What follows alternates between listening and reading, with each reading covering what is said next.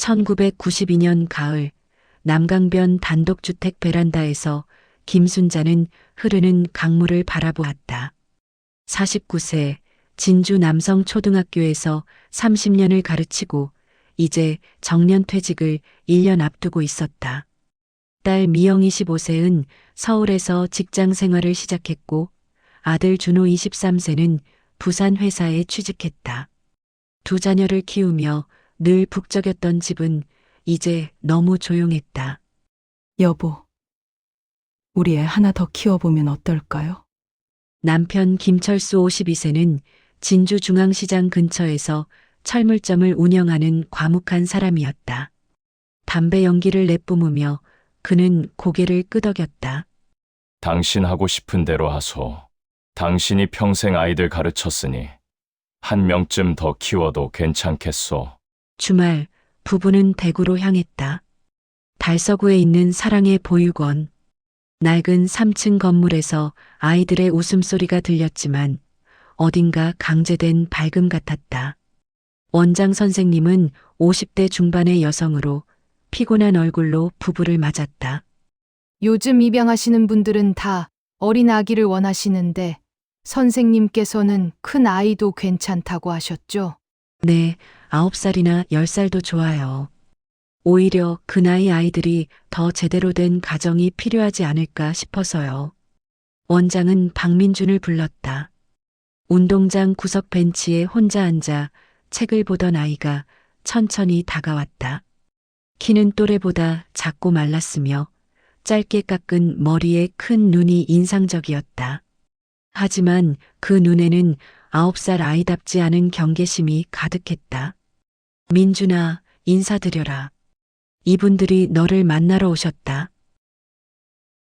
안녕하세요. 목소리는 작고 떨렸다. 순자는 무릎을 굽혀 민준과 눈높이를 맞췄다. 민준아, 선생님은 김순자라고 해. 우리 집에 와서 같이 살면 어떨까? 민준은 대답 없이 땅을 바라보았다. 원장이 설명했다. 이 아이는 4살 때 대구 동부교회 앞에 버려진 채 발견됐어요. 쪽지에는 미안하다, 잘 살아라만 적혀 있었대요. 생모는 약물 중독자였다는 소문이 있었고요. 여기 온 지 5년 됐는데 머리는 좋은데 말을 잘 안 해요. 4개월간의 서류 작업, 가정 방문, 심리 검사가 이어졌다. 1993년 1월 민주는 낡은 운동화와 작은 보따리를 들고 남강변 집에 왔다. 보따리 안에는 옷 몇 벌, 색바랜 공룡 인형 하나, 그리고 동화책 한 권이 전부였다. 처음 2주간 민주는 거의 말이 없었다.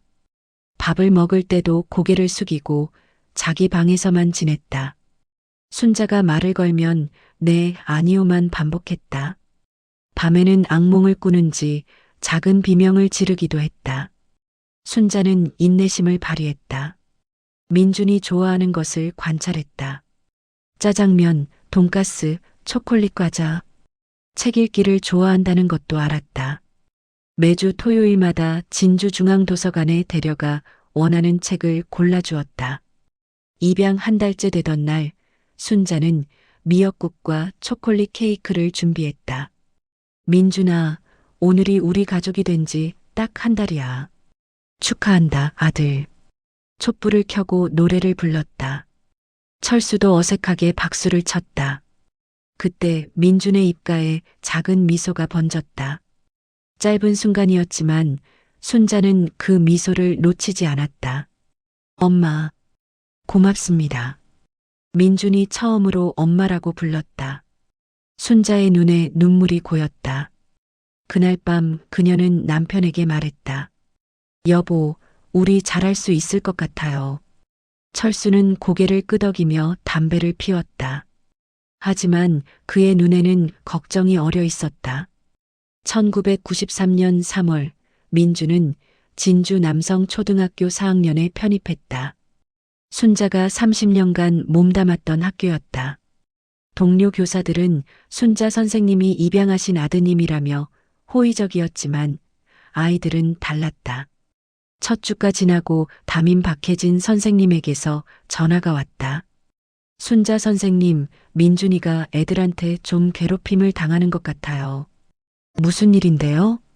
반 아이들이 보육원에서 왔다. 부모한테 버림받았다고 놀리는데 민준이가 아무 반응을 안 해요.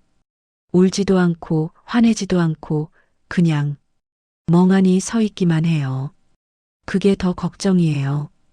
순자는 민준과 대화를 시도했다. 얘야, 학교에서 힘든 일 있니? 아니요, 괜찮아요. 엄마한테는 말해도 돼. 엄마가 도와줄게. 정말 괜찮아요.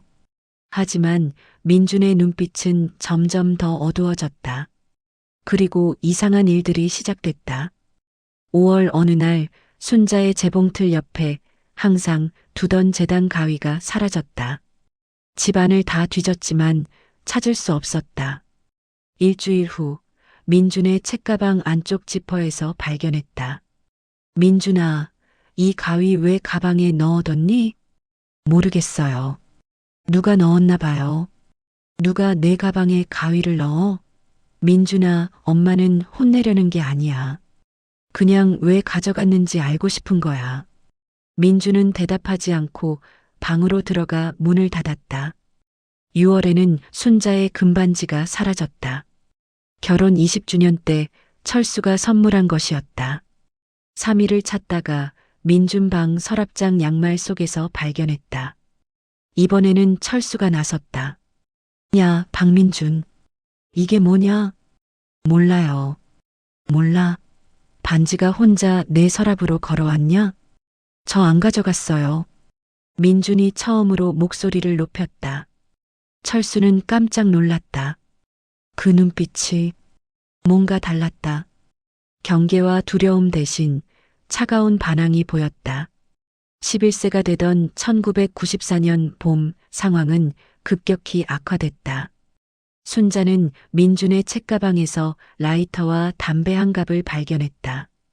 민준아, 이게 뭐니? 너 담배 피웠어? 친구 거예요. 거짓말하지 마. 내 주머니에서 나왔잖아. 처음으로 민준이 순자를 똑바로 쳐다보며 말했다. 그래서요? 엄마가 뭘 할 건데요?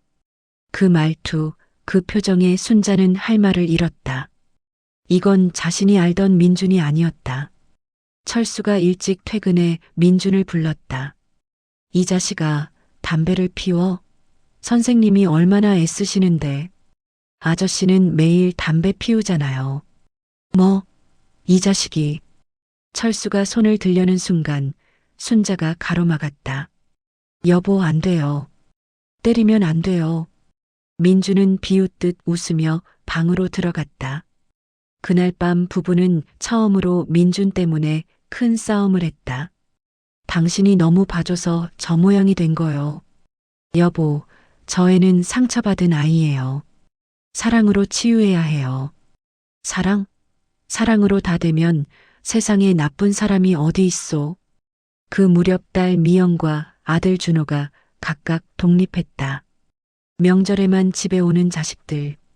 이제 남강변 집에는 순자, 철수, 그리고 민준만 남았다. 민준의 방에서는 밤마다 폭력적인 게임 소리가 들렸다. 순자가 들여다보면 화면에는 피와 총이 가득했다. 민준아, 그런 게임 하지 마. 너무 자극적이잖아. 엄마는 이해 못해요. PC방 출입도 잦아졌다. 학교는 자주 빠졌다. 담임 선생님이 또 전화했다.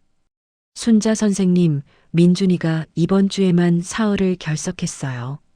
네. 아침에 분명히 교복 입고 나갔는데요. 민준을 추궁하자 처음에는 부인하다가 결국 인정했다. 학교 가기 싫어요. 애들이 계속 괴롭혀요. 그럼 엄마한테 말했어야지. 말해서 뭐가 달라져요? 엄마가 뭘 해줄 수 있는데요? 그 말에 순자는 가슴이 무너졌다. 1994년 7월, 무더운 여름이었다. 순자는 민준의 방 청소를 하다가 침대 밑에서 작은 가방을 발견했다. 열어보는 순간 온몸에 소름이 돋았다. 본드통 3개, 비닐봉지, 그리고 주사기. 손이 떨렸다. 이게 뭐지? 설마. 그날 오후 민준이 학교에서 돌아왔다. 아니, 학교에 갔다고 거짓말하고 어디선가 돌아왔다. 눈이 충혈되어 있었고 걸음걸이가 비틀거렸다. 민준아. 순자의 목소리가 떨렸다. 민준이 고개를 들었다. 이게 뭐니? 가방을 내밀었다. 민준의 얼굴이 굳었다. 잠시 침묵이 흘렀다. 그리고 그는 웃었다. 기괴한 차가운 웃음이었다. 발견했네요. 이걸로 뭘 했니? 뭐긴 뭐예요. 썼죠. 민준아. 순자가 소리쳤다. 이게 약이라는 거 알아? 이거 하면 죽을 수도 있어. 죽으면 어때서요? 그 말에 순자는 주저앉았다. 민주는 가방을 낚아채고 집을 나갔다. 철수가 퇴근했을 때 순자는 울면서 모든 것을 설명했다. 병원에 데려가야 합니다. 정신과에, 재활센터에. 그 전에 일단 데려와야지. 하지만 민주는 돌아오지 않았다. 하루, 이틀, 사흘, 일주일이 지났다. 경찰에 신고했고 진주 시내를 샅샅이 뒤졌다. 친구들에게 물어봤지만 아무도 몰랐다. 2주째 되던 날 밤 진주역 뒤 폐건물에서 민준을 발견했다는 연락이 왔다. 순자와 철수가 달려갔다. 그곳은 노숙자들이 모여 사는 곳이었다. 악취와 쓰레기 더미 사이에서 민준을 발견했다. 너무 달라져 있었다. 2주 만에 5kg는 빠진 것 같았다. 얼굴은 헬쑥하고 눈썹에는 깊은 상처가 있었고 옷은 찢어지고 더러웠다. 정신이 혼미한 상태였다. 민준아. 순자가 아들을 부둥켜 안았다. 민준은 축 늘어진 채 반응이 없었다. 집으로 데려와 씻기고 옷을 갈아입혔다. 열이 40도까지 올랐다. 철수는 병원에 데려가자고 했지만 순자는 반대했다. 병원 가면 약물 검사하고 경찰 신고하고 그러면 저 애는 끝이에요. 우리가 여기서 치료해요. 지옥 같은 일주일이었다. 민주는 금단 증상으로 고통스러워했다. 온몸에 땀을 흘리고 떨고 토하고 비명을 질렀다. 밤에는 환각을 보며 소리쳤다. 엄마 가지 마. 나 버리지 마. 때리지 마. 제발 그만해. 더러워. 내가 더러워. 순자는 밤새 민준의 손을 잡고 있었다. 이마에 찬물 수건을 갈아주고 토사물을 치우고 악몽에서 깨면 등을 쓰다듬어 주었다. 일주일째 민준의 상태가 조금 나아졌다. 열이 내렸고 음식을 조금씩 먹기 시작했다. 어느 날 저녁 식탁에 셋이 앉았다. 민준이 먼저 입을 열었다. 말씀드릴 게 있어요. 순자와 철수가 긴장했다. 고아원에서 제가 거짓말했어요. 엄마가 약물 중독으로 죽은 게 아니에요. 그럼 엄마가 저를 교회 앞에 버렸어요. 4살 때 쪽지에는 미안하다라고만 쓰여 있었대요. 순자의 눈에 눈물이 고였다. 그 후로 3군데 보육원을 옮겨 다녔어요. 2번째 보육원에서 거기 선생님이 민준의 목소리가 떨렸다. 밤마다 방에 왔어요. 저한테 다른 애들한테도 나쁜 짓을 했어요. 철수가 주먹을 쥐었다. 순자는 울음을 참았다. 그래서 제가 믿을 수가 없었어요. 사랑을. 엄마 아빠가 진짜로 저를 사랑하는 건지 아니면 또 저를 이용하려는 건지. 얘야. 순자가 민준을 껴안았다. 약은 그 기억을 지워줬어요. 약을 하면 아무것도 느껴지지 않았어요. 이제 괜찮아. 엄마가 지켜줄게. 절대 다시 그런 일 없을 거야. 그날 밤 순자는 모든 것이 나아질 거라고 믿었다. 민준이 마음을 열었으니 이제 진짜 치유가 시작될 거라고. 하지만 그것은 폭풍 전의 고요였다. 1994년 10월 27일 목요일. 이 날짜를 순자는 평생 잊지 못한다. 태풍 프레드가 한반도를 스쳐 지나간 다음 날이었다. 낮 기온이 28도까지 올라가는 이상 기후였다. 저녁 내내 공기는 무겁고 습했다. 저녁 식사는 평소와 같았다. 된장찌개, 김치, 고등어구이. 민주는 조용히 밥을 먹었다. 한 달 전 고백 이후 그는 비교적 안정적이었다. 학교에 다시 다니기 시작했고 약도 끊은 것 같았다. 철수가 말했다. 내일 아침 일찍 나가야 돼. 마산에서 철물 주문 온 게 있어서. 민준이 잠깐 철수를 쳐다보았다. 그 눈빛을 순자는 나중에 떠올렸다. 뭔가 계산하는 듯한 눈빛이었다. 밤 10시 순자는 설거지를 마치고 샤워를 했다. 철수는 거실에서 구시 뉴스를 보다가 먼저 잠자리에 들었다. 민주는 방에서 공부한다고 했다. 11시쯤 순자도 잠자리에 들었다. 묵주 기도를 마치고 불을 껐다. 옆에서 철수의 코 고는 소리가 들렸다. 순자는 금방 잠들었다. 새벽 3시 14분. 순자는 누군가 자신을 지켜보는 느낌에 잠에서 깼다. 처음에는 꿈인 줄 알았다. 하지만 눈을 뜨자 침대 옆에 누군가 서 있었다. 민준이었다. 상의를 벗은 채 그림자 속에 서 있었다. 15살. 이미 170cm가 넘는 체격. 순자는 순간 숨이 멎었다. 민준아? 대답이 없었다. 민준은 그저 내려다보고 있었다. 그의 눈빛은 낯설었다. 공허하고 차갑고 동시에 무언가로 가득 차 있었다. 왜 그래? 아픈 거니? 민준이 한 발짝 다가왔다. 순자는 그제야 그의 상태를 알아챘다. 성적으로 흥분한 상태. 그리고 그의 표정에는 어떤 결의 같은 것이 있었다. 민준아, 뭐 하는 거니? 말을 채 끝내기도 전에 민준이 침대 위로 올라왔다. 순자가 비명을 지르려는 순간 그의 손이 그녀의 입을 막았다. 조용히 해요. 아저씨 깨우지 마세요. 순자는 필사적으로 몸부림쳤다. 옆에서 자던 철수를 깨우려 했다. 하지만 민준의 힘은 강했다. 한 손으로 그녀의 입을 막고 다른 손으로 그녀를 누르고 있었다. 엄마, 처음부터 이러고 싶었어요. 민준이 속삭였다. 순자의 눈에서 눈물이 흘렀다. 엄마를 처음 봤을 때부터, 엄마가 날 안아줄 때, 머리를 쓰다듬어 줄 때, 계속 생각했어요.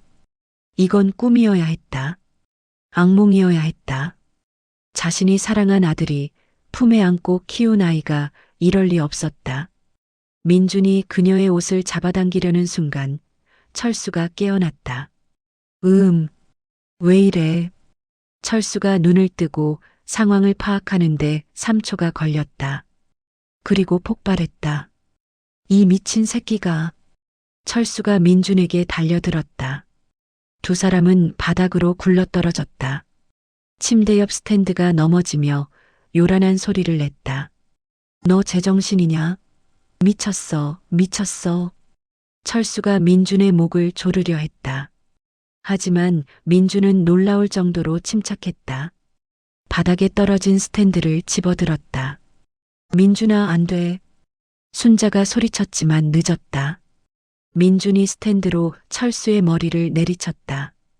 둔탁한 소리와 함께 철수가 뒤로 쓰러졌다. 이마에서 피가 흘렀다. 여보. 순자는 본능적으로 침대에서 뛰어내려 문 쪽으로 달렸다. 민준이 그녀를 붙잡으려 했지만 순자는 필사적이었다. 방문을 열고 복도로 나왔다. 살려주세요. 사람 살려요. 잠옷 차림으로 현관문을 열고 골목길로 뛰쳐나갔다. 새벽 3시의 남강변 골목은 고요했다. 순자는 목이 터져라 소리쳤다. 도와주세요. 누구 없어요. 건너편 슈퍼를 운영하는 박상철 씨가 먼저 불을 켰다. 이어 옆집, 뒷집에 불이 켜졌다. 사람들이 하나둘 나왔다. 무슨 일이세요, 선생님? 민준이가. 순자는 말을